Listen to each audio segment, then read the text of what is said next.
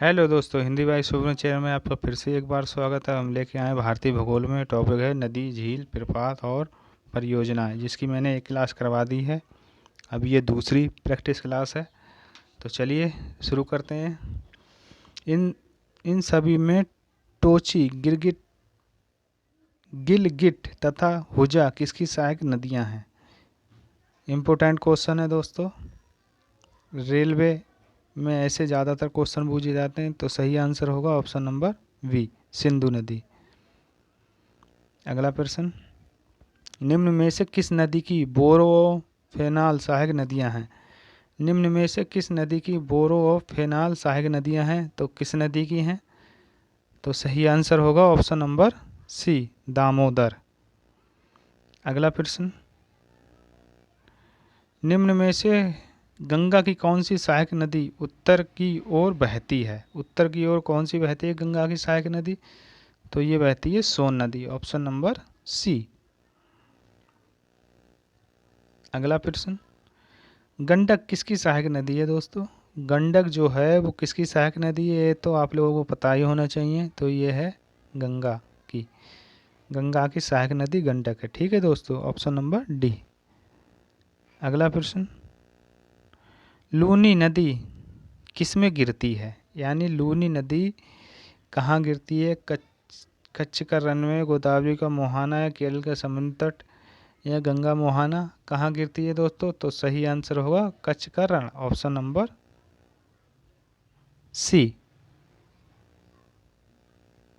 अगला प्रश्न, निम्न में से कौन सी नदी अरब सागर में गिरती है? तो कौन सी नदी जो है वो अरब सागर में गिरती है? कृष्णा तो गिरती नहीं है, ना महानदी गिरती है, ना गोदावरी गिरती है। तो सही आंसर माही गिरती है। ठीक है दोस्तों, अरब सागर में। चलिए अगला प्रश्न, निम्नलिखित में से कौन सी नदी अरब सागर में गिरती है? दोस्तों रिपीट हो गया है क्वेश्चन, सही आंसर ऑप्शन नंबर सी।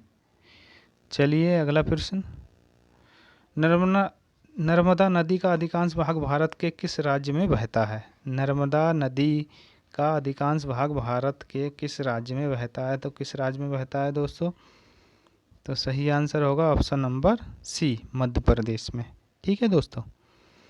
अगला प्रश्न, निम्नलिखित में से कौन सी नदी एस्चुअरी बनाती है? एस्चुअरी बनाती है। तो सही आंसर दोस्तों क्या होगा? ऑप्शन नंबर बी, नर्मदा नदी। ठीक है दोस्तों। चलिए अगला प्रश्न, ब्रह्मपुत्र नदी भारत में मैदानी भाग में किस नाम से प्रवेश करती है? तो किस नाम से? मानस से, या दिहांग, या धंजी, या ब्यांगड़ो, किस नाम से प्रवेश करती है दोस्तों? तो इसका सही answer option number C, Dihang नाम से प्रवेश करती है। ठीक है। अगला प्रश्न, डेल्टा का निर्माण होता है जब नदी के मुहाने पर क्या होता है? नदी प्रवाह तेज होता है या नदी प्रवाह निर्बल होता है? तो ऑप्शन नंबर बी ठीक होगा, नदी प्रवाह निर्बल होता है। अगला प्रश्न,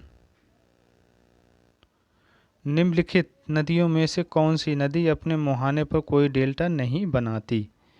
तो कौन सी नदी है जो अपने मुहाने पर कोई डेल्टा नहीं बनाती? तो सही आंसर होगा ऑप्शन नंबर डी, ताप्ती नदी, ऑप्शन नंबर डी। अगला प्रश्न, भारत में डेल्टा बनाने वाली नदियां, इंपॉर्टेंट क्वेश्चन है दोस्तों। भारत में डेल्टा बनाने वाली नदियां कौन सी हैं? तो कावेरी, गंगा, महानदी, ये तीन नदियां हैं जो भारत में डेल्टा बनाती हैं। ऑप्शन नंबर सी ठीक होगा। इम्पोर्टेंट क्वेश्चन है दोस्तों, वेरी इंपॉर्टेंट क्वेश्चन है, कावेरी, गंगा और महानदी। चलिए अगला प्रश्न, गंगा नदी निम्न में से कहाँ डेल्टा बनाती है? गंगा नदी जो है वो कहाँ डेल्टा बनाती है? तो ये बनाती है विशाखापट्टनम के पास, ऑप्शन नंबर सी सही आंसर होगा। अगला प्रश्न, कौन सी नदी बंगाल की खाड़ी में मिलती है? यानी कौन सी नदी, चंबल है या ताप्ती है, महानदी है, इनमें से कोई नहीं है? तो कौन सी नदी बंगाली खाड़ी में मिलती है? तो सही आंसर होगा ऑप्शन नंबर सी, महानदी जो है बंगाली खाड़ी में मिलती है। चलिए अगला प्रश्न। पश्चिमी घाट में पश्चिम की ओर बहने वाली अधिकांश नदियां किस कारण डेल्टा का निर्माण नहीं करती हैं? किस कारण डेल्टा का निर्माण नहीं करती हैं? तो सही आंसर बताइए दोस्तों। इसका सही आंसर क्या होगा? अधिक ढलान के कारण। ऑप्शन नंबर बी ठीक होगा। चलिए अगले क्वेश्चन पे चलते हैं। कौन सी नदी उड़ीसा में डेल्टा बनाती है? कौन सी नदी उड़ीसा में डेल्टा बनाती है? तो कौन सी नदी है जो उड़ीसा में डेल्टा बनाती है? तो इसका सही आंसर दोस्तों क्या होगा? महानदी जो है उड़ीसा में डेल्टा बनाती है। Option number A. अगला प्रश्न। निम्नलिखित में भारत के चावल के कटोरे के रूप में विख्यात क्षेत्र का नाम बताइए। निम्नलिखित में भारत के चावल के कटोरे के रूप में विख्यात क्षेत्र का नाम बताइए। कौन सा है दोस्तों? पूर्वोत्तर क्षेत्र है या केरल एवं तमिलनाडु है? तो सही आंसर क्या होगा? कृष्णा गोदावरी डेल्टा क्षेत्र। ऑप्शन नंबर डी ठीक होगा। ठीक है मित्रों, चलिए अगले क्वेश्चन पे चलते हैं।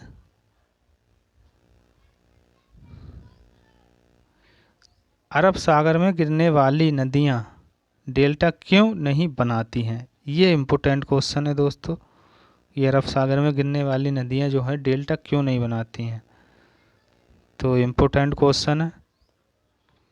तो कठोर चट्टान से गुजरने के कारण अपने साथ एक गाद लेकर नहीं चलती।